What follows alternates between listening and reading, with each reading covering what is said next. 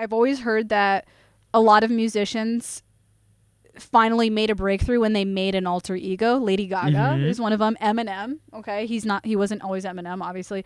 There's a couple other ones like where they decided to like embody a whole new character that isn't their actual character in real life, and I think that's really interesting that it could be incredibly freeing to just, it's kind of like when I go on vacation. Like if I go on vacation somewhere where I don't know anybody, I suddenly feel like, oh, I don't know anybody here. I don't have a reputation in this town. I could be whoever the fuck I want. It's kind of just like no one knows me. This isn't actually me.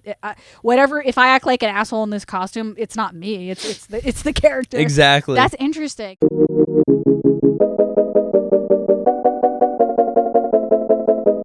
Ladies and gentlemen, you're listening to the Pranzata Podcast. This is episode number 84 on my podcast. I have a new guest today. This is Forrest. He goes by the name of Forrest. He is a fitness trainer. He actually trained me years ago, like 4 or 5 years ago at this point, and I've had a lot of fitness trainers in my life, and he was by far the best one I've ever had. Oh, thank you. He's also has a YouTube channel, and he does something called VTubing, which I've never heard of, so we're gonna get into that, and I have some questions for him. Before we get into it, if you are new to this channel and you like what you hear on this podcast, don't forget to hit like or subscribe as we go along. It is my mission to grow this channel this year, and your support would really help. Also, don't forget to chime in the conversation below in the comment section. I like to, we talk a lot of like philosophy on this channel, so I like to kind of hear what your opinions are on what we talk about. Anyways, okay. So my first question for you is this. It's going to be like a question like, what the fuck? I've been thinking about this a lot for myself because I've been doing a lot of like therapy type work. I mean, I literally just finished virtual therapy before you got here. A lot of my thoughts lately are like, what is the meaning and the intention behind what I do? Okay. As a fitness trainer, have you ever wondered if fitness goals are technically shallow? And I say that as somebody who loves fitness, so it's not like okay. I think, have you thought of that before? Did you ask this to somebody else on a previous podcast, or a version of it? I think I might have. Okay, yeah, because I was watching it. Yeah, like, so as a fitness trainer, I'm curious to know, like, have you ever had people say like, hey, that's a shallow goal or whatever, and like, what's your argument for yes or no for that question? I would say don't look that deep into it. For what's shallow, what's not shallow, who cares what it is? You're just adding an extra layer on it. Just if you want to do it or you're determined to do it, do it. Who cares if it's a vanity reason, if it's a health reason, like, sometimes the best clients are the ones that want to do it for vanity because they will do what it takes. And for me, I'm not there to judge you. I'm there to give you what you want. Yeah. So I'm very much tell me what you want. What's hurting you? Cool. I'll fix it. We'll avoid it. And then you get what you want. So you're like, if you have a goal, set the goal. It doesn't. And it's a lot of the times is I usually actually have to dig and find the goal sometimes because there's people that just don't know what they want. Yeah. And I'm like, okay, well, what do you want? Like, and they won't tell you right away. And then you got to keep going and find it. You have to like keep chipping away and making it very specific. And then you'll eventually get to like a guy will be like, I'm really self-conscious about how small my shoulders are. Gotcha. And then I'll be like, oh, so you want to work on your shoulders? And they're like, yeah. And I was like, cool. What else do you want to do? And then like that. So it's kind of like this da-da-da-da-da-da. Yeah. And then we build it back up specifically. And then that helps me make my plan as a trainer for what we're going to do and how we're going to go about it, because like, and then that also tells me where to put my focus immediately.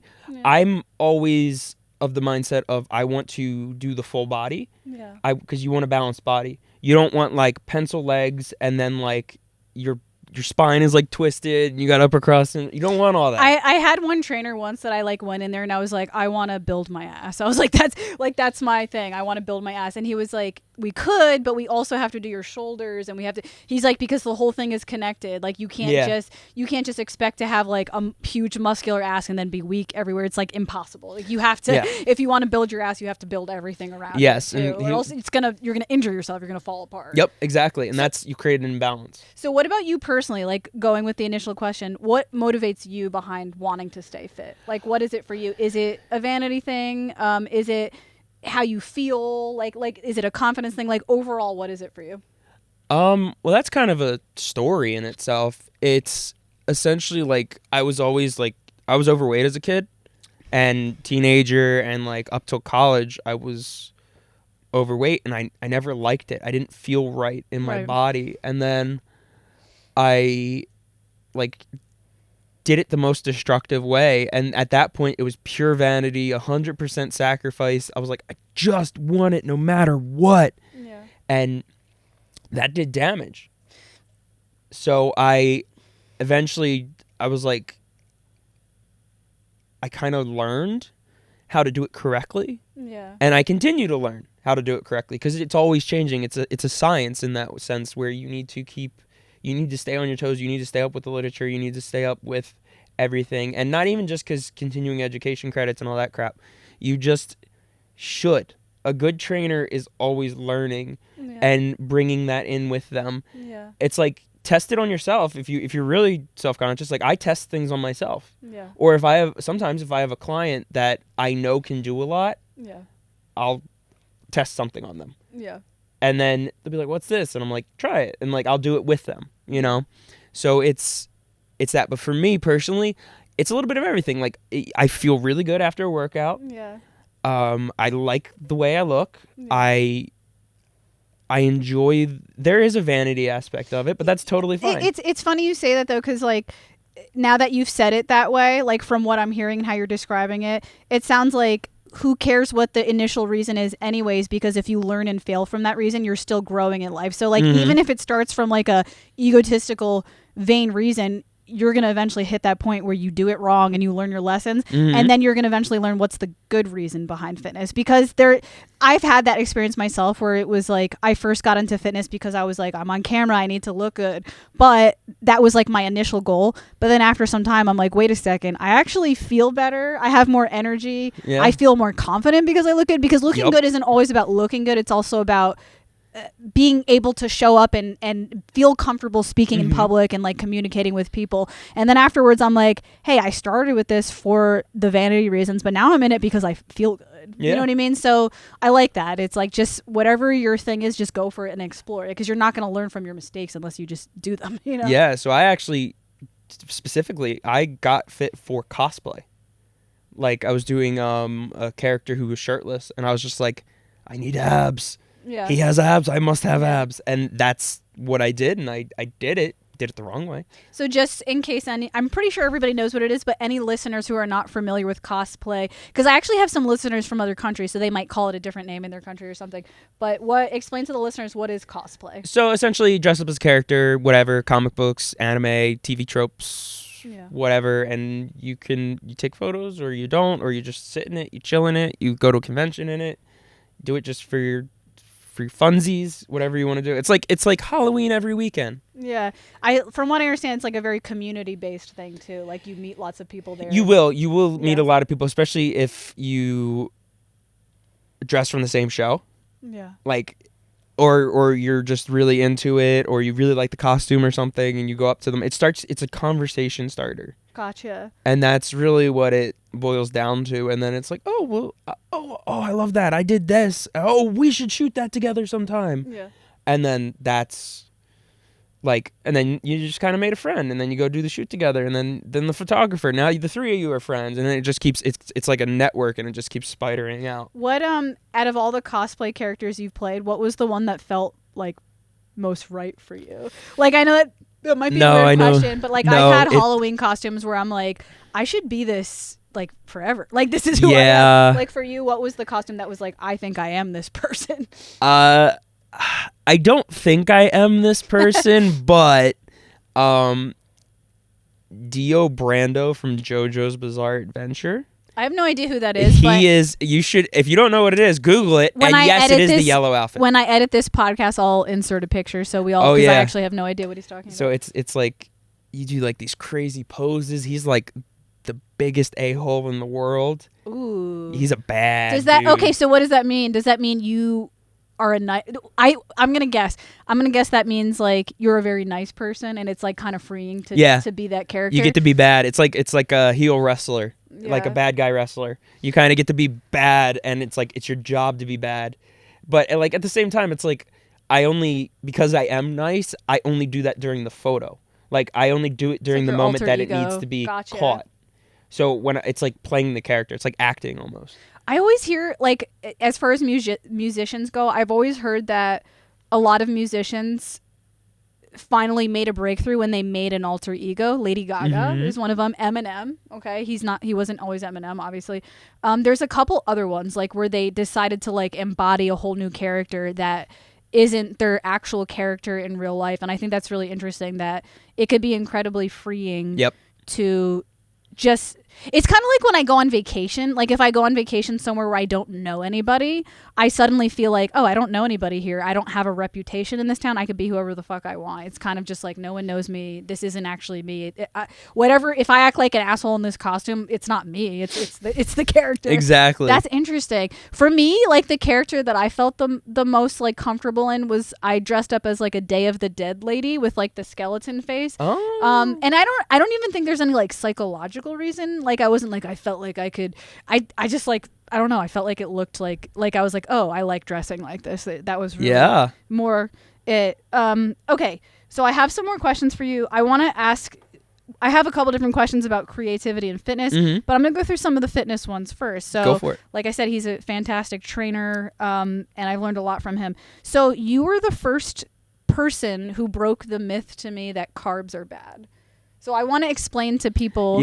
I want to explain to people when I mean, and your philosophy might be different now because philosophies are always changing. But I remember at the time I came from a family that was very Atkins, keto, whatever. And I went with you and you told me to, like, keep a diary of what I was eating. And you were like, and you wanted me to, like, you analyzed it. You wanted me to just like track in all my, like, breakfast, my lunch, whatever. And you looked at it. You were like, okay, you eat a lot of fat. I know this is going to sound crazy, but I want you to eat, like, mostly carbs and protein and the least fat. And I'm like, that goes against everything I've ever learned. And at first I was, like, very skeptical. I was like, everybody says carbs are bad. I lost weight so fast that it was almost too fast. Like, I remember he didn't believe me. Like, I came in and I was like, I lost like 10 pounds in like 2 weeks. And you were like, well, sometimes it's a mistake on the scale. I'm like, and you're like, that said it in your house. And I was like, yeah. And he's like, let's try this scale. It was probably a mistake. And then you were like, no, you did. You lost. And I'm like, that, like, totally blew my mind. So explain that to people. It's not that carbs are bad. It's just how you use them. Exactly. So, like, explain to them how to use them, quote unquote, properly. Okay. So essentially, like, and also, this is not me telling you what to do, just for disclaimer. But essentially, it is, in a sense, like, I believe a body in balance will give you the better results. If you're depriving your body of something, it will crave that thing until it gets it. Yeah. So I look at, it's more of just a general philosophy, because realistically, if you want to keep it simple, calories in, calories out. Yeah. The macros don't completely matter. Body types respond to different ones better. Yeah. I mean, you generally, as Americans, we don't get enough protein. Yeah. So that's usually a focus for 90% of people. But then they get that demonization of carbohydrates, and then you got people that are not eating any carbohydrates, and they're falling out, and they're just like, ugh. And, like, they feel awful. I think, like, my dad, he loves the Atkins diet, and it does work for him because he's not into fitness. So I think for somebody who doesn't work out, it could work. But I love to work out, and from what I understand, if you don't have carbohydrates for working out, you could faint. Like, you could literally pass out. So I think, again, like, kind of like going back to what he was saying, what I've learned over the years is that it's not like you can use different diets differently depending on your lifestyle. These days, I go for a full balance of, like, I don't want to just get only carbs and no fat. I want everything. So, like, I eat a full balance, like, fat, carbs, and protein. And I always find that protein is the hardest for me to get, like, because I'm, like, shocked. I'm like carbs and fat are easy. Like, I have a piece of cheese and I've had, like, a bunch of fat, or, like, I have a piece of bread, I have a ton of carbs. But, like, I feel like protein is like, oh, like, beef, like, doesn't have as, like, ground beef doesn't have as much protein as chicken. Like, there's more into it when it comes to protein, I feel like. You can go even further into it, and then you got to look at your B vitamins, your B complexes. Yeah. And that's actually where my focus has been lately, because it's like it's fun. Like, the more you understand nutrition, the more you level up, and you can start to get more into it, and you can tweak it better too. Yeah. So you get these, like, it's like getting more knobs on, like, a turntable or something. Gotcha. So, like, for example, here's something really weird, and you wouldn't think this. An egg has B6 and B12, right? Mm-hmm. Do you think chicken has B6 and B12?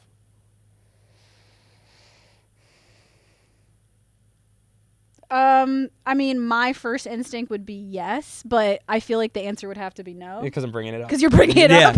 Because like my first instinct would be yes. Yeah. So it's not. There is some, but like the egg is stronger. Yeah. And has more of it.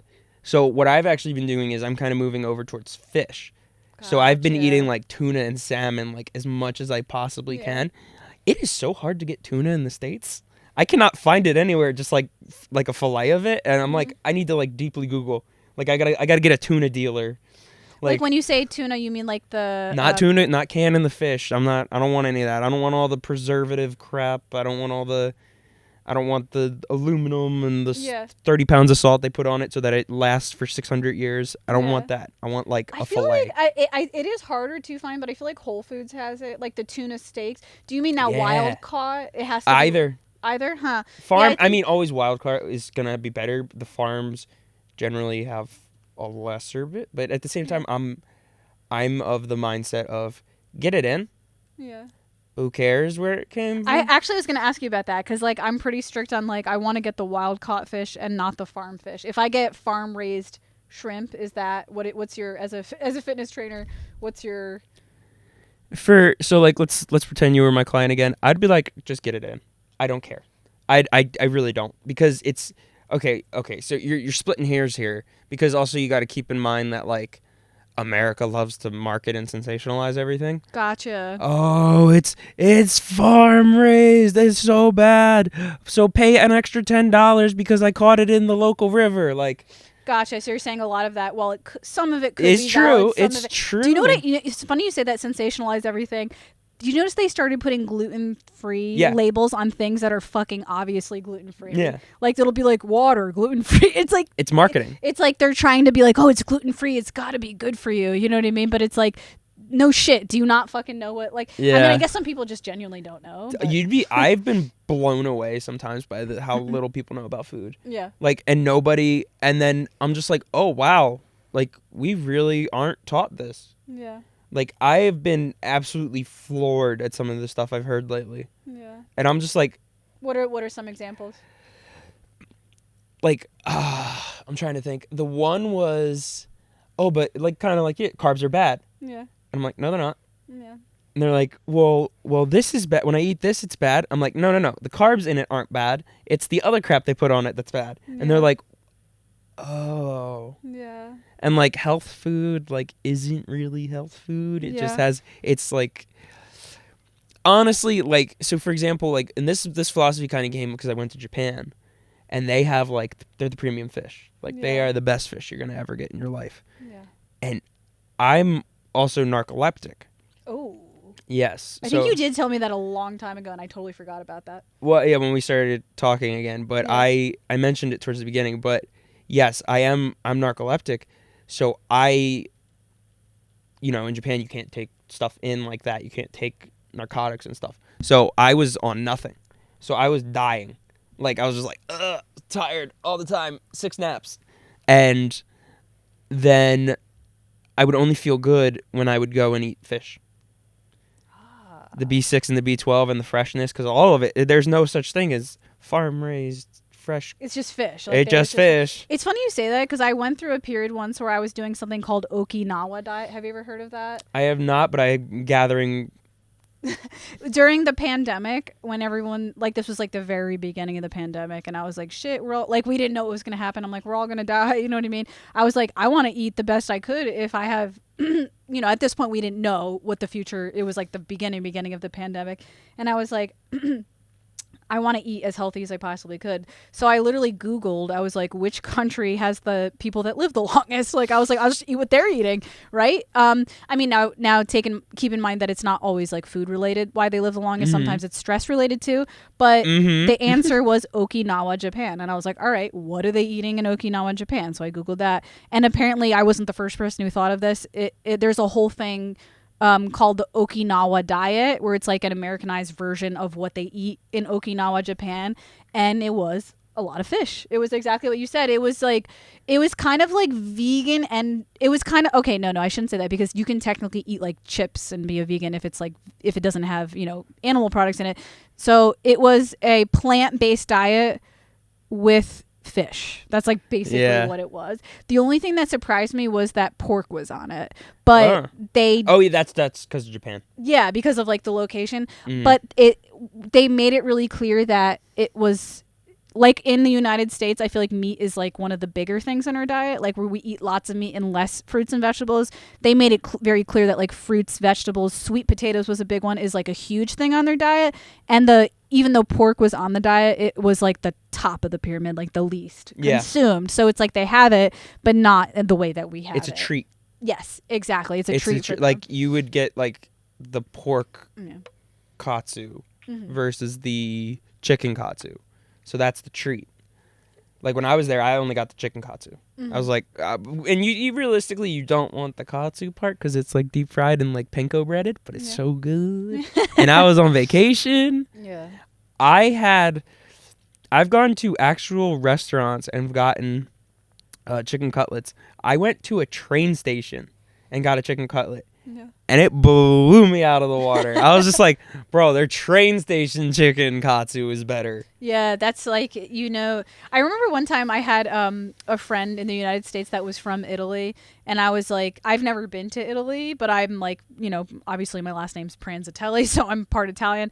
And I was like bothering him with questions. I was like, how did you guys cook? Like, what are your... Like, do you have any tips or secrets for me? And he's like, honestly, our recipes really aren't that complicated. Our food's just fresh. He's like literally like pizza is just like bread, olive oil, and tomatoes and a couple herbs. Like, but everything is fresh. That's the only thing that makes it Italian food, like compared to United States versions of Italian food. And I noticed that in Japan as well. I was like, oh, America's kind of lazy. They especially when it comes to food preparation. Yeah. They won't go down and catch it every morning. Yeah. In Japan, they'll go down and catch it every morning. That's interesting. And that might be another way, like I was going back to what I was saying, the Okinawa diet, and like that they live the longest. It may not 100% be related to diet. It could also be related to lifestyle as well, that like they're actually in tune with nature. They're going out every day. They're walking every day. They're probably like spending time with their family. They're not like, how many likes do I have on Instagram? Like that's not like their vibe there. You know what I mean? Yeah. I mean, some of them are, but there's a little bit of everything everywhere. But like the majority of the people that I saw, they were just chilling. And people were out there with their kids, or they were out there with their dogs. Everybody was just vibing. Although you said out there with your dogs, and then Charlie, we have a little dog here today, if you guys haven't noticed. He's sleepy. Speaking of spending time in nature, don't do it today. Because, by the time I release this podcast, it hopefully will be over. But I hope so. Today is we're like in the peak of the air quality being poor, so that's really sad. Yeah, it sucks. Like, I'm just like, how did this fire even start? But it's weird. Everything looks like Silent Hill. Yeah, no, everything looks like a video game. It gave me eerie vibes. Like, it almost felt like there was going to be a second pandemic, because I saw the things like about the mask and everything. Yeah, they're like, wear the mask, and I was like, no. I'm like, I'm good. I was like, I wore it. I just got it off. Like, I've been wearing it for so long because I work at a hospital with clients, gym. So it's like, all right. And then that was another thing. And then like as soon as they like repealed it, I was like, cool. Like, yeah, you're good to go. Okay, so my next question for you is, all right, so you're embracing the entrepreneurship of being a fitness trainer. What was your experience like working as a fitness trainer in gyms, and why did you decide to start going solo? I mean, like, we could probably all figure out why, but money. What was your experience working for gyms? I'm tired of everyone taking my cut. I'm like, I do all the work. What do you provide me with? Like, that was kind of my mindset, was like, what do you really do? And then like the one gym I was working at, it was literally, what do you really do? Because you don't even maintain your own equipment. Yeah. And then I was just like, what do you provide? And I was like, what benefit? And it was so funny because I had to tell the boss, I was like, do you not get that this no longer serves me? Yeah. They didn't like that. But too bad, so sad. I feel like, because I can relate to that with because I teach music lessons. So I work mostly on my own now. I do have one job that I do 1 day a week just because I actually just like the people there, but I don't need to be doing it. I just do it for like the community aspect of it. Mm-hmm. But I've experienced similar things like teaching music lessons in studios. I feel like it would like, you know, sometimes the business owners are surprised like people are leaving, but it's like it would really only be worth it if the split was like 60-40 or something like that. Like if the person who owns the, and now I understand that the person has to pay bills. Like I get that. That's realistic, but I feel like they can't expect somebody to be doing that forever. I think it's good to hire somebody to work for your business when they're young and just like getting out there, because obviously as a 22, 23-year-old, you don't have the financial means to open your own studio and everything like that, and you want to get experience too. Like you don't necessarily want your own business if you're just learning and starting out. So at that point it does make sense to hire somebody, but like it's kind of like, well, no duh, they're going to go on their own eventually, you know what I mean? Or get out of the industry. Like that's really what ends up happening, is they either like, look, if I can't do this on my own, then I'm out, and then they go do something else. And I was like, I could do this on my own. I could do this on my own. So with the narcolepsy and stuff, like I kind of like woke up, is what I like to keep saying, which is just, hey, I'm on the right medicine finally. Woo! And it was actually like a shock. Like the day I called it the golden number. It was a Wednesday, and it kicked on at exactly, because it felt like. Did you ever see Limitless? Mm-mm. Damn it! Nobody's ever seen this movie. Go watch Limitless with Bradley Cooper. It was a decent movie. I never heard of it. But he essentially has this pill. And he takes it and unlocks 100% of his brain. And, like, he, like, shocks awake the moment he takes it. I was hoping my fish oil would do that. Well, it needs to be unlocked. You can't just take it loose. It needs to be eaten with food. Fish oil? Yeah.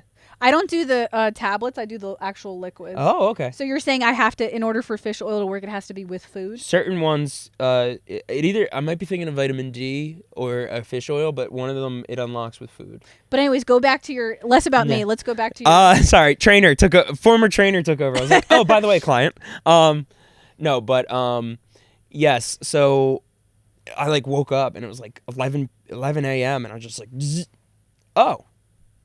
Oh, this is what it doesn't feel like to be exhausted and horrible the entire time. Like, I literally didn't know I had narcolepsy. I just thought people were that tired all the time. I was like, damn, it's hard to live. Like, bro, how's anybody doing anything, man? Like, I'm like, I just want to sleep all the time. What can you explain to us what narcolepsy is? I kind of understand what it is, but I'm not 100% sure. So immediately I'm gonna start. It's not the one you see on TV. That is narcolepsy with cataplexy. In Deuce Bigelow, Male Gigolo. Do you guys remember that movie? There was like a girl he was dating that had narcolepsy or something. And she would just fall out. Yeah. Yeah, so that's cataplexy. So narcolepsy is like, oh, if I get comfortable for like X amount of time and I have different times or different everyone has a different amount of time. So like mine I think was like 13 minutes. But the problem and where it all stems from is it's misfiring. So it's not like I'm still producing the chemical of go to sleep, but at the wrong times. And then when it's nighttime and it's time to go to sleep, I'll be unconscious for 12 hours, but it won't fire. It'll maybe fire once. So it's like almost like insomnia in a weird way. It's the flip coin of insomnia, but yes, you're just tired. They both, and this is actually the doctor explained it to me like this. He's like, yes, they both do the same thing. The outcome is the same, and this is why everybody gets confused. Yes, you are tired. Insomnia is you cannot go to sleep. Hypersomnia and narcolepsy are that you go to sleep too much. Your body's overproducing it. Then to top it off, mine's overproducing it at the wrong times because it's been out of cycle for 30 years. Like, and in the retrospect and the hindsight of my life just made so much sense when he told me. And it was crazy because I had to go through a few doctors. And when I finally found him, he just looked at me and was like, oh, I think you have narcolepsy.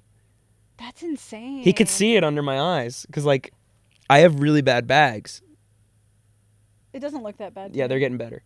But, no, like, it would straight look like, I had a professor that told me, he's like, who were you fighting last night? And I was like, no one, I was in bed. He's like, did you sleep this week? Like, it was like like people gray, could see on your pale, face, and black. Like it's funny. Like I'm having kind of like flashbacks of when I was training with you. I don't think you ever said you had, because you probably didn't have the diagnosis. But I think I do remember you saying sometimes like I didn't sleep. Yeah. I remember that. I remember you saying that you like, oh, I couldn't. I'm really tired today. I couldn't sleep last night. Yeah. I don't remember the bags. That I don't remember, but I do remember like you mentioning you were tired. So that was, I started to hide it. My makeup. Kind of, yeah. It's specifically, it's not like a bronze or anything, but it's specifically for under eye bags. Yeah. And it's like this blue, it's like a blue like chalk stick or whatever. Yeah. And I would just be like, doo doo doo doo, and it'd be It's like, funny, it yeah, just 'cause I kind don't of just remember. stretches the skin a little bit so that Yeah. it kind of like moisturizes under here, so that, and it kind of helps, and it would hide it a little bit. Yeah.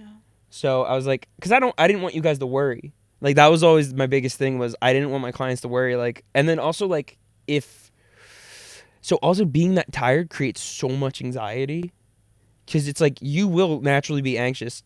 If anyone wants to experiment, I don't recommend it. Stay up for 3 days and tell me how you're feeling about life and how anxious you are. Like Yeah. it'll happen regardless. So now take that for 30 years. Oh yeah. At that point, it's like, if you're dealing with that for 30 years straight, do you even have anxiety at that point, or does it just kind of become like? It's just your loopiness? personality. Oh, it's just gotcha. And then you get delirium too. Or what I got was, I would get the vertigo, but I'd get like swift, fast vertigo. So my vision would just. How long have you found out about the diagnosis and have been feeling better? Like how long have you actually been recovering from this? It was mostly this year. We got the sleep study. So during the study, they were like, you have 5 chances to go into REM. I got sent home early because they were like, oh yeah, you got it, go home. We don't even need to finish the test. You definitely got it. So you like had, not only did you have it, you had it hard. Yeah, they were like, you hit it right away within 13 minutes every single time. holy shit. Like you were dead on the dot. Like the dude timed it. He was like, Yeah. and I was like, oh. He's like, yeah, all right, you can go home early. I was like, okay. I was planning to be there till like 6 p.m.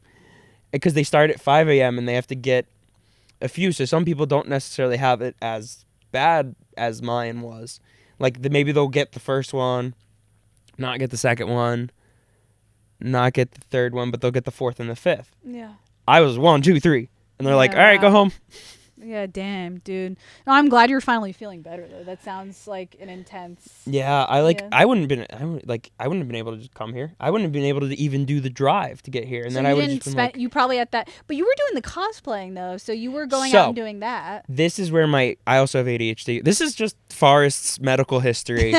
I had my tonsils out, my wisdom teeth out. No. But so like I also have ADHD. So and this is actually where I've been misdiagnosed, and this is that hindsight thing I kind of mentioned. I was misdiagnosed as ADHD. They were like, "Oh, he has ADHD, but he doesn't have the H." No. I have the H. It's just the doctor didn't at the time, like he just sees an 8-year-old. It's hard for kid diagnosis. Oh, so you were diagnosed with this at a very young age. ADHD, yes. Yeah. And then like there was a sleep therapist, and that did nothing. But anyway, the ADD. So I kept saying for all my life, ADD. But then I started sleeping more and sleeping. Oh, a little. so you just had HD. You had ADHD, but you didn't sleep. So, Yeah, like, so I people had were like, the- oh shit! Now go back to sleep. Like, Yeah, and then the H would come out when I was excited. Yeah. So, essentially, my entire life, in retrospect, was me seeking out serotonin and dopamine to be awake for a few minutes. Oh my god. Yeah, that's why I responded so well to exercise. That's why I Yeah. responded so well to cosplay. When I'd be in a costume, because I was jazzed to be in the costume, I'm like, yeah, I'm gonna look so good, Yeah. you know. And that created its own source of energy, but also 900 grams of caffeine. I feel like in a weird way though, the modern society has given ADHD to everybody, or like ADD Yeah. to everybody, because the way that we have so many sources of getting dopamine now, like you can drink a coffee, you can drink a Red Bull, you can watch porn, you can like eat fast food, eat chocolate, like there's just, you can swipe in the smartphone, especially like you can swipe through your smartphone, Yeah. swipe this, swipe that. I feel like ADD used to be something that like certain people struggled with, and I feel like we've like built a society of people with ADD now because it's just like stim. I find that it's becoming increasingly more difficult to focus on anything. Yeah. You know what I mean? Like thoughts are just like I have so many different thoughts coming in now. Yeah, and I think it is a product of society. But not to be like a hipster, but I'm like, I had it before society was ruined. Yeah, like you're one of the original cool ones. I'm like, yeah, it's so cool not being able to pay attention. Yeah. Like, so literally, I'm sitting here doing this while you're talking. Yeah. It's a stim ring. Yeah. So no, I can't. I'm not. I will say this. I don't know what the fuck this is, but I struggle with facial tics. Like one of my podcast guests, we were having a conversation and we were talking about like what's your favorite fast food, and then in the middle, like he was like, I like Whataburger. I don't remember what it was, something like that. And then right after he goes, "What's wrong?" And I'm like. And I was like, what are you talking? Like, I was like, I was so confused. I'm like, what does he mean? What's wrong? Nothing. Like, nothing's wrong. I'm just listening to you talk. Then I looked back at the video and my face twitched. And then I like went back to him later. I'm like, I have like I have like twitching issues and it happens like, and I don't involuntarily and I don't know it. And so like, I don't know if that's related to ADHD or ADD, but like, that could just be its own thing. It's like, I'm not too versed in that. But it's changed my entire life. Like, so right now I would say it's like eye twitching and nose twitching. Like I would do this, and the worst one was when I had a neck twitch. That was the worst. I would go like this all the time. Like that was the most obvious, and people would stop me and be like, are you on drugs? Like what, are you okay? Like my friends were like genuinely concerned about me, and I'm like, I have no idea what that is. I just twitch and I have no clue. So I have those, but I don't necessarily feel the need to like touch things. Like that's like these happen involuntarily. I have no idea what's going on. So that's, I don't know, maybe that'd be more towards the impulse side of the brain. So like a misfire there or something. So the research I've done, well, first of all, there's Tourette's syndrome, but I don't have that. Facial tics and body tics are also related to obsessive compulsive disorder, which I have had. So I think it's related to that. It's like you have anxiety and you have a lot of like thoughts coming in your head, so your body just kind of like feels the need to like repeat something in order to like deal with it. So I feel like it's kind of like naturally come out through my body. My anxiety was so bad at a point that I did develop OCD. Really? Yeah, and we had to go to therapy and like we had to do a bunch of skills to break it. Yeah, same with here. And honestly, I gotta give a shout out to that therapist. Like I'm not gonna say her name, but like she was just like this person trying to get her doctorate at Rutgers. She crushed it. She was like one of the best psychologists I've ever had in my entire life, and she was still a student. And I was just like, hell yeah! Like I was excited to go to therapy. Like that's how good she was. They're hard to find too. Like just like I was saying, it's hard to find a good physical trainer. It's also really hard to find a good therapist. My therapist right now is very good, but I've had some in the past that were not very good. I had one that. And this is kind of like, I'm not gonna say anything. I'm not gonna say any names, but I had one. I went to him, and I was like, "Hey, I want to treat my OCD with cognitive behavioral therapy." And he's like, "You don't treat it with that." And I was like, "Yes, you do." I'm like, "When was the last time you Googled?"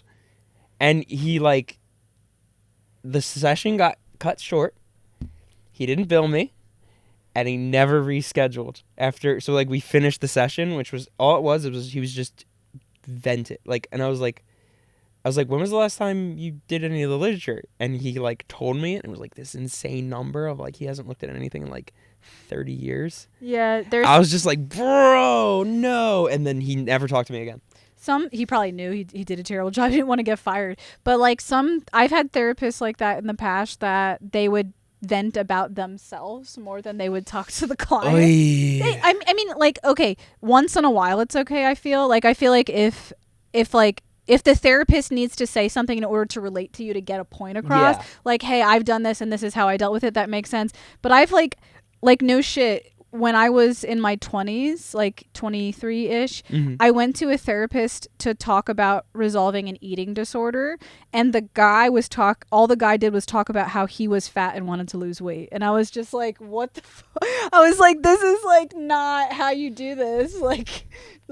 And then he left and put me on a diet. And I was like, I'm trying to gain weight. Like he put me on this like it was like he just didn't listen to anything I said. And what he did was so potentially dangerous to somebody who, if I was like much younger and unable to like like speak for myself or notice things like that, that could have been terrible. Just like the nutritionist in me is dying right now.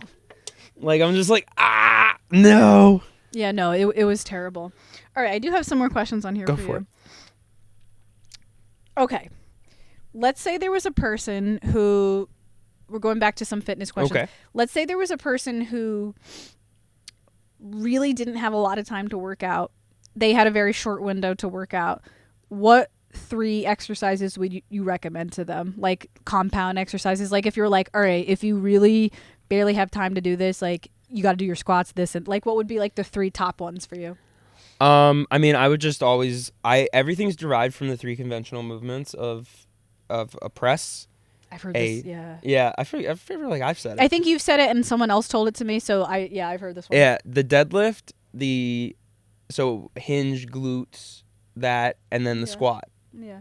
Those are like the big 3. And then if I could squeeze out one more exercise, I would love something for your back. Like a pull up, but a lot of people can't do pull ups, so usually we do some kind of modified row or something. Yeah. And like we'd flare it so that you get like your rear delts as well. So it really depends on how much time they have, but I can also like, that's another thing is if you're, a lot of the time people just use that as an excuse to say that they can't do it and then not learn it, because here's what happens when you learn it. You get faster and better and faster and faster and faster, and now all of a sudden you're doing 6, 10, 12 exercises in under 30 minutes and you're doing them all perfectly. So a lot of people use that as a way out, is what I've found when people tell me that. And I'm like, well, no, you're going to make the time. You're going to make the time. I'm going to teach you, and then we're going to go from there. Like, sure, you only can do 30 minutes.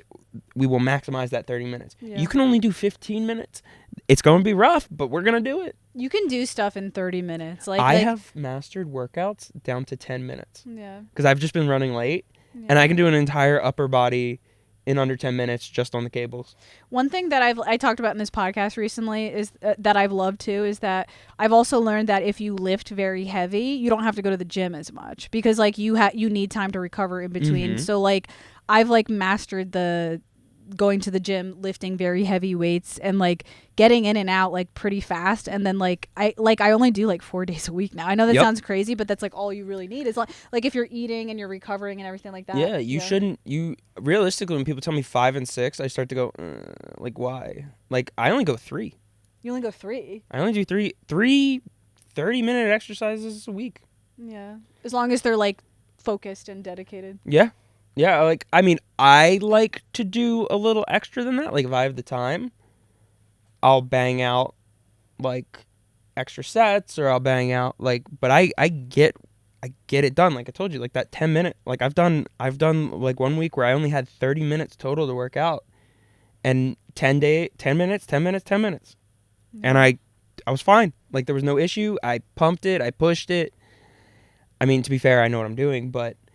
Yeah, and it's also, so what you're describing is, I can't remember the technical term, but essentially the exertion percentage. So you're in a state of, you're probably doing hypertrophy without realizing, maybe you do know. I don't know what muscle building. Yes. So you're doing that, and you said lift heavy, so I'm assuming you're at the higher end of the load. So like I've totally changed. Okay, this whole thing happened. You said you listened to my podcast, so you might have heard me talking about this. I gained a lot of weight this year, and I didn't know it. I like looked in the mirror and I was like, I look okay, but I gained like 20 pounds. What the fuck is going on? And one of my friends who's like a really heavy weightlifter, she was like, oh, you did body recomposition. And I'm like, I didn't try to. How did I do that? And she's like, well, that's what you did, because she's like, you look fit and like you gained 20 pounds. She's like, so you gained muscle. And I'm like, oh, I didn't even know. So then once I realized I kind of did it by accident, just by like working out, and like it just kind of fell into place that way, then I started intentionally doing it. So what I did was, rather than like doing, when I lift a weight, I used to do like 10. Now I only do like 6, to the point where I'm like maxed out. Exactly. So like I find the weight, like obviously I want to get past 1 or 2 comfortably, but like I find like okay, let's say I'm squatting, rather than squatting 100 pounds and doing 12, I'll do like 150 pounds and do 6 if I get exhausted by the 6th one. Yeah. So I do that, and I do that, like I said, 3 or 4 days a week, and then I take 3 or 4 rest days, and then I just eat a lot. Like, so that's what I'm doing. I'm just That's lifting, the good one. lifting heavy and eating more. That's literally it. And that's what it is. It's eat, sleep, lift, repeat. Yeah. It's really simple, but Yeah. it's easy to say it's simple when you know. Yeah. But a lot of people there's so much misinformation when it comes to fitness. TikTok does not help. Yeah. Like, if you really want to get information off somebody, make sure they're a physical therapist or a doctor. Yeah. Them you can generally follow and they'll make sense. Yeah. But like the kids that are working out on TikTok, like, bro, nah. No, like by the way, people, he's an actual trained, like he has a certification, like he went to school, like he's like the real shit. There are a lot of people out there who are like Instagram, yeah. Oh, I was talking about this with my friend too. A lot of the women out there who are fitness influencers have a fake ass. Like, so you don't even know, like they might be naturally built that way a little bit, or like they might be putting work on themselves, but they've gotten like some type of surgery done. So like all these women are following them, like trying to attain this like body goal, having no idea that they could never attain it because she couldn't attain it. She had to pay for it. Exactly. So that's like another thing to watch out for, is like a lot of this stuff that you see online, like you really don't know. And just to further nail that point home, is even if you did do exactly verbatim, got the surgery, everything, did the exact same workouts, ate exactly the same, identical, you would still be your own version of it. Other people. Yeah. Yeah. So you would be your own version of it. So like if we're like, oh yeah, I'm gonna go look like Mark Hamill, or no, not Mark Hamill. Sorry, Mark Wahlberg. Who's Mark Hamill? The Joker, Luke Skywalker. Oh, okay. But yeah. So you're always going to be your own version, so you can't compare yourself. The only thing you can really compare yourself to is you yesterday. Yeah. And that's the biggest mindset thing. I'm like, especially when I'm like, oh, I want to look like this, and I'm just not getting there. I'm like, yes, but look at how far you've come. Look at you yesterday versus you now. Yeah. That's who you need to compare to. Because you can't do all this stuff. You can't tweak it. Your body has a limit. Yeah. Like, literally, it's called mitosin. It's the limiter in the system. And it limits what your body can do to on the genetic level. Yeah. A breakthrough moment I had with that recently was like, you're saying like you can only be you. I for some reason I had my mindset on being 120 pounds. Like for some reason I was like, I want to be 120 pounds. That seems like the perfect weight for a woman. Like I thought that's what it was. Mm-hmm. And I remember like I was able to maintain 120 pounds, but I was never like satisfied. I was never like happy or satisfied in my life. And then I finally had a breakthrough where I was like, let me just take care of myself, work out, and then eat to a point where I'm like full, but not stuffed, and just let's see what I weigh.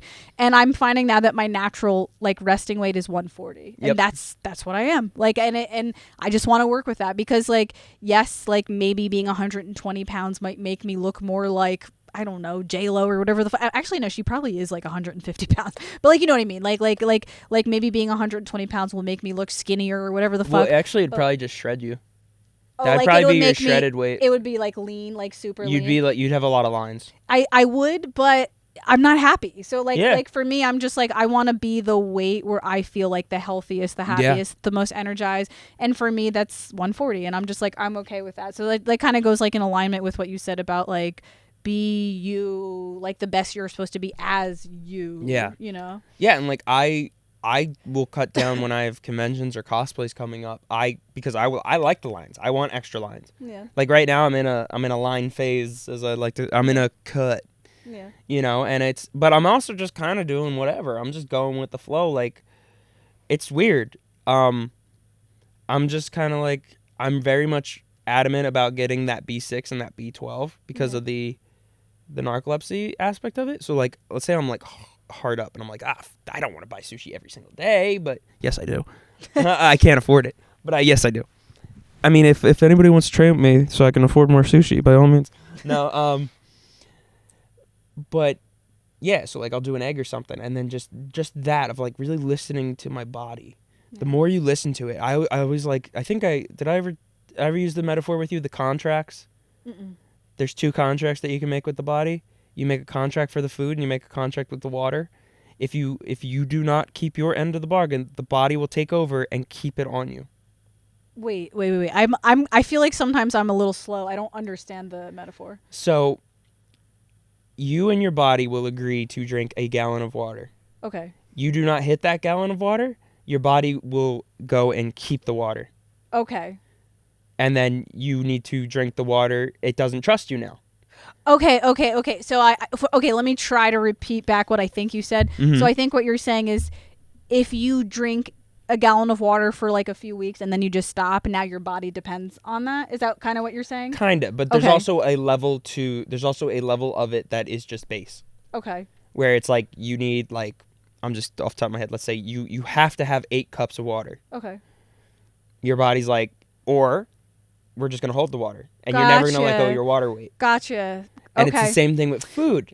Yes. Body fat. When the I exact same. I told this on the podcast too, but for people who didn't hear it, when I did have issues with eating and I wasn't eating enough, not to be TMI, I stopped shitting because my body was like, all right, bitch, if you're not going to give us food, we're just going to hold the food that you have.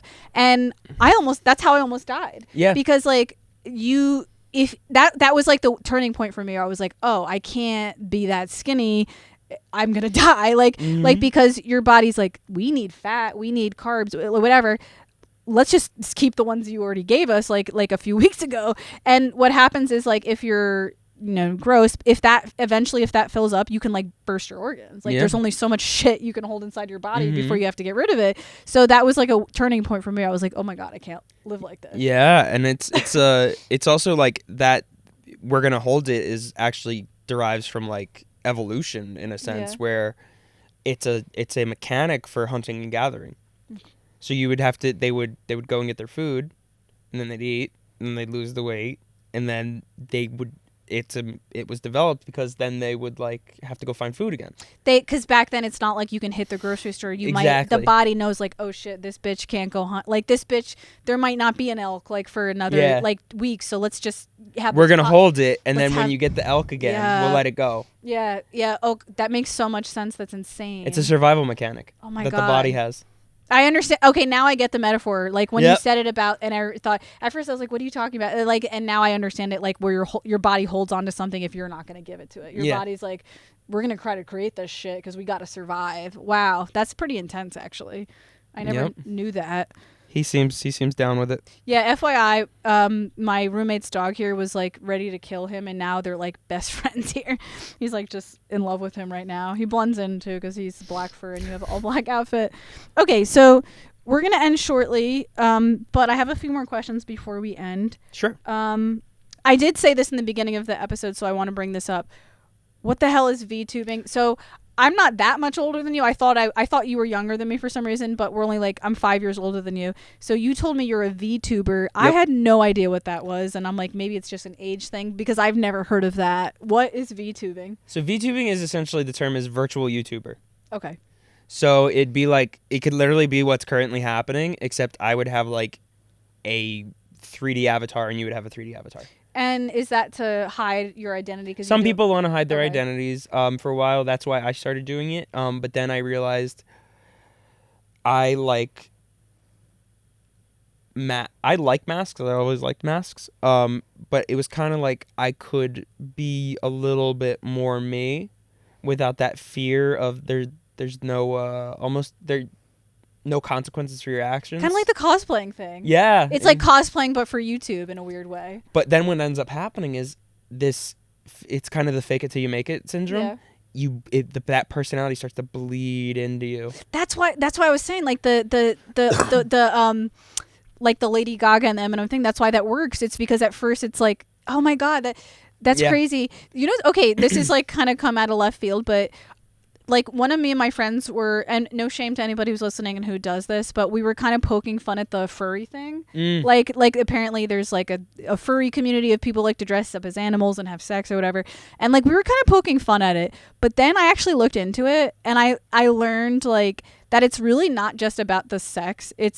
They have sex because people have sex. Yeah. So that's I'm sure cosplayers have sex, like people, you know what I mean? So for some reason people fixate on the sex part because the idea of like people having sex in like an animal costume is like funny, and it is pretty funny, but they're saying it's actually a much larger community than the sex. It's like they don't just get together and have sex. They like play sports and they talk. Yeah. And then I was like, this is interesting. And then I read more into it, and it said exactly what you said, like about cosplay. It's like they just feel a sense of freedom. Like when they go there dressed up as an animal, they don't have to be themselves. They can be an animal. And I was like, actually, like being a furry sounds fun. Like I don't think I'll do it, but I was like, I get it. Like, you know what I mean? Like Go I'm for like it.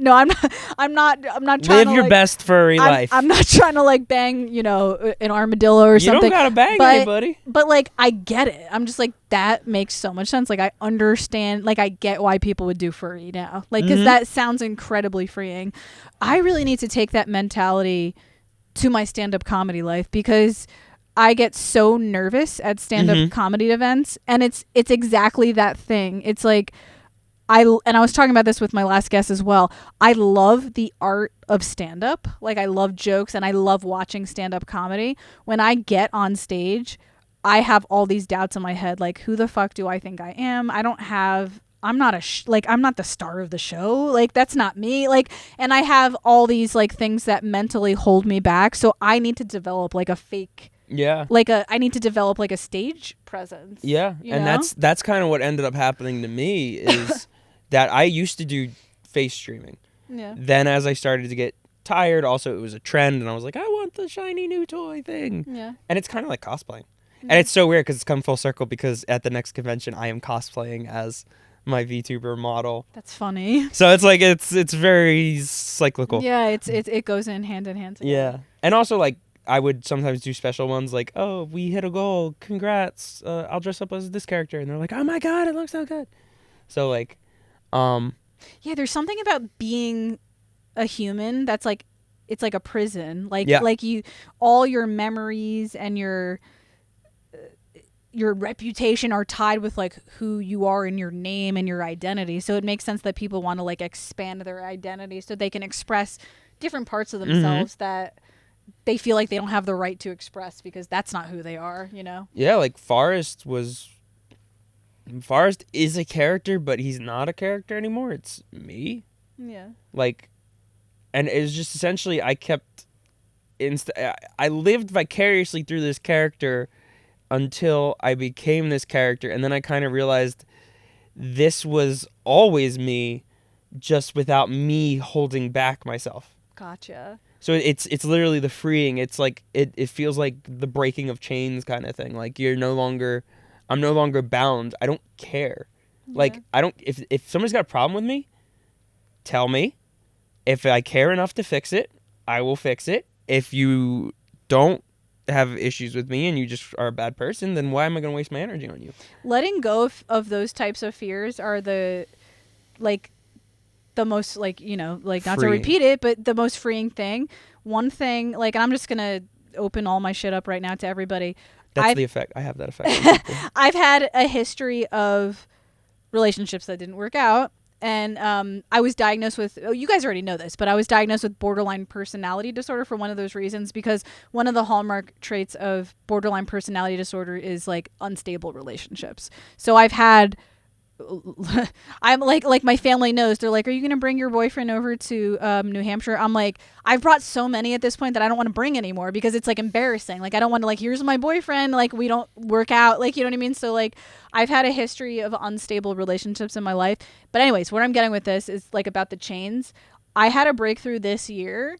I am so afraid of loss. I'm so afraid of abandonment in a relationship. And that was the thing that was breaking up the relationships, because that fear of losing the person I loved caused the relationship to break up, because one of two things would happen. The person would either feel suffocated by my insecurities. They'd be like, I'm walking on eggshells, like, I can't live like this.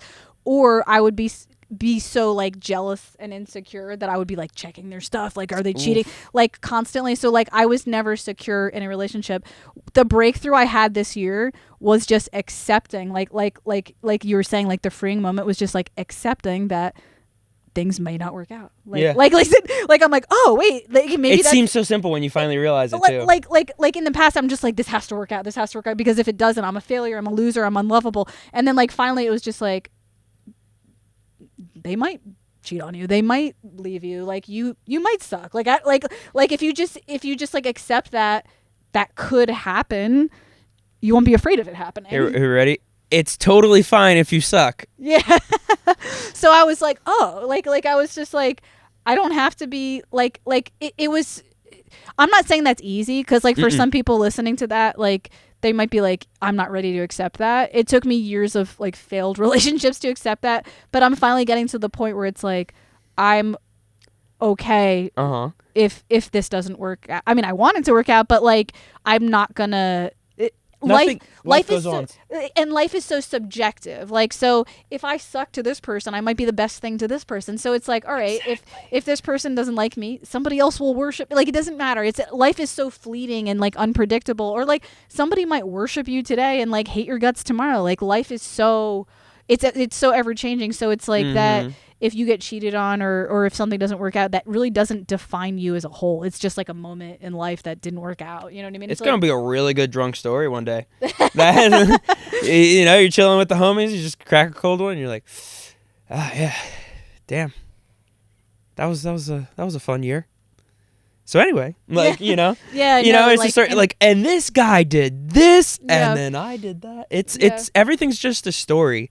And I like to think that life's a book, and there's just chapters. There's just chapters, and everything happens for a reason. These are lessons we must learn, and it's a very big thing of a point you just made of like you need to let it happen. Yeah. Learn from it. It's when you refuse to grow from your things, but also the big thing is you need to accept that. These are your things. Somebody could tell you till they're blue in the face, you have this issue, you have this issue, you have this issue.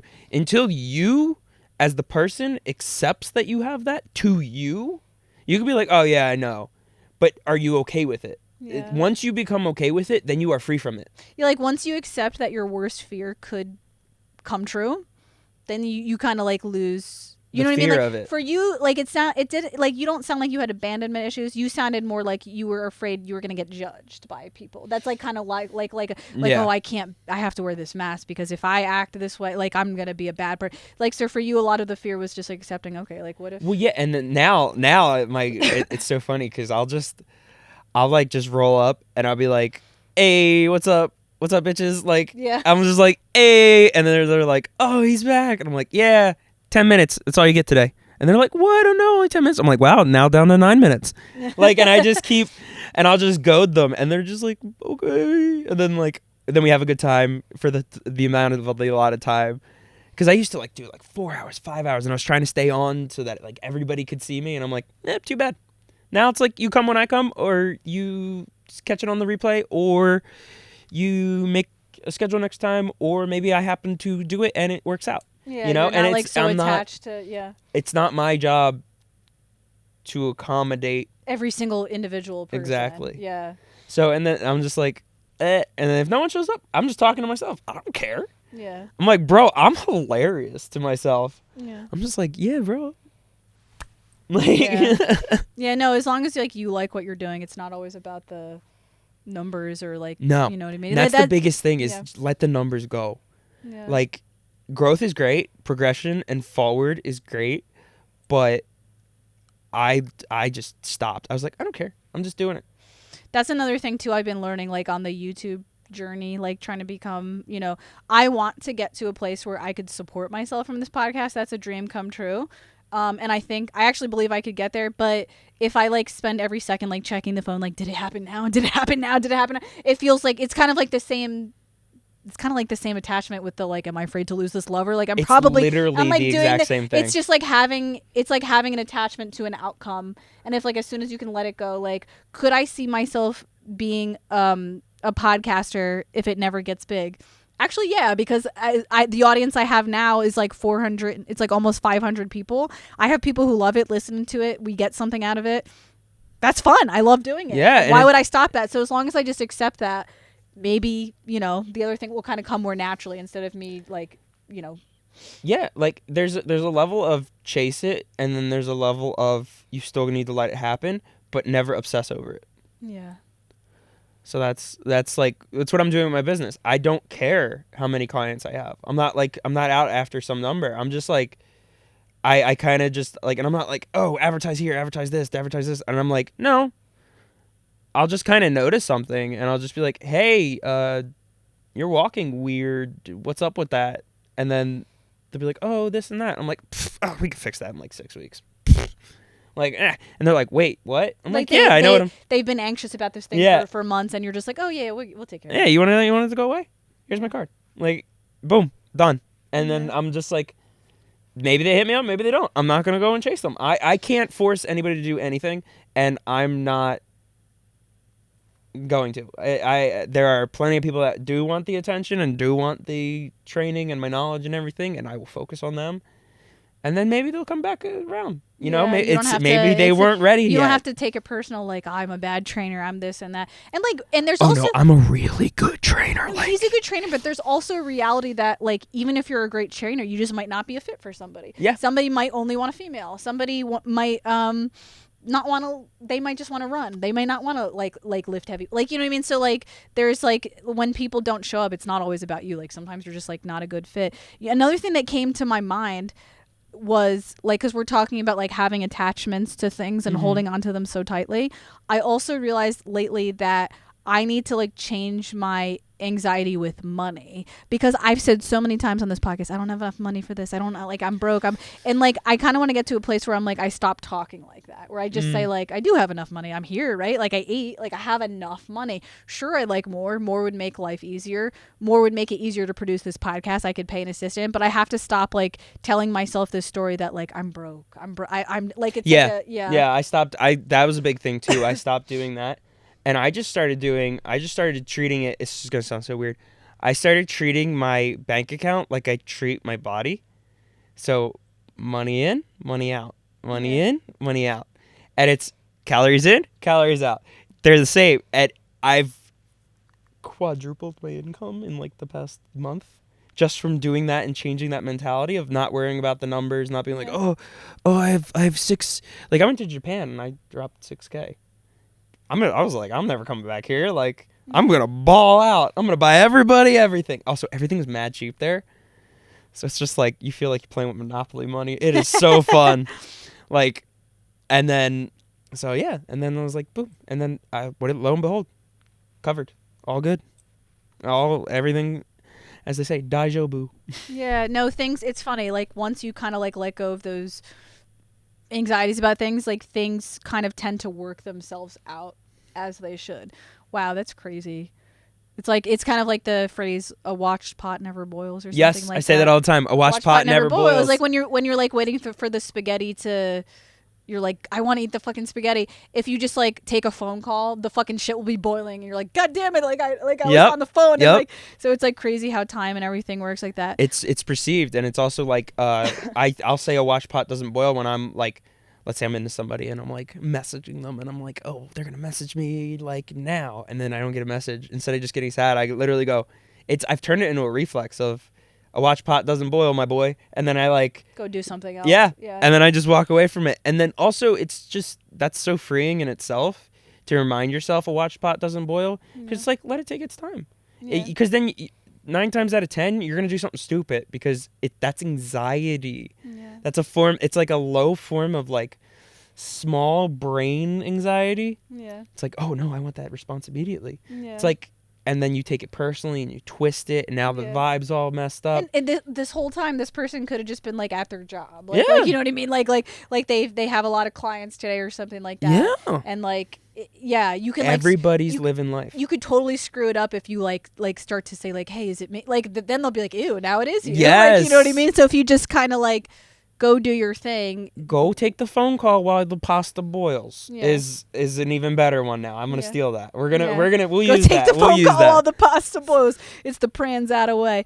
All right, so that's a good shirt. This was I want to like have merch eventually, because like Yeah, no, I'm down to like eventually on this podcast. That's gonna be my like treat to myself. If I hit my first 1,000 subs, I'm gonna get myself some merch. We do have a couple, but that's not really merch. That was like a gift from a listener. But anyways, I'm gonna end this on a good note. We hit some like really good things today, like that. It's funny, like I haven't. He used to train me. We haven't really spoken for a few years now, but I felt like a lot of the things like I'm thinking about, you're thinking about. So it's kind of weird how we connected at this time.